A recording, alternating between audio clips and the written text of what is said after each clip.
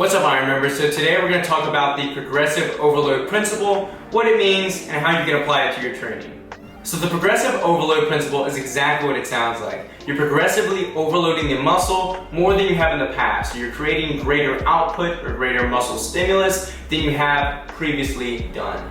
So there are a number of ways we can do that by increasing the reps, the sets, or the weight. And the weight is the most obvious one, right? So if you did 225 pounds on squat last week, then doing 235 pounds this week. Pretty simple, right? But where it gets a little tricky is if you are a more intermediate or advanced lifter, and it's not that easy to just add 5-10 pounds each week. So what you gotta do is start manipulating the sets and reps and also your intensity to make sure that you're creating a greater output or total volume than you previously have done.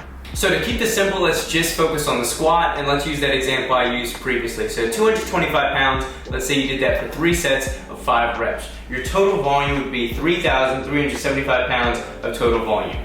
Now let's say next week, you dropped it a little bit because last week was pretty hard on squats. So you did 205 for 4 sets of 6 reps. Well, if you multiply that out, it's gonna be 4,920 pounds of total volume.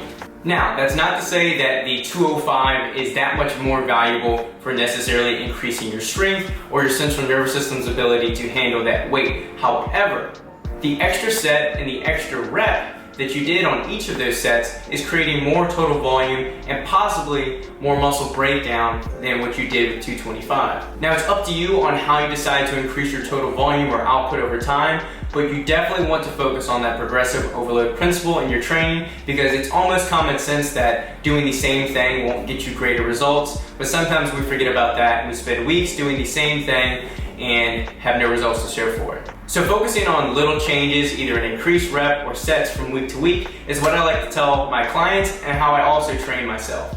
Because those little changes, those little increases in reps or weight add up tremendously over time, and you can see the progressive overload show up.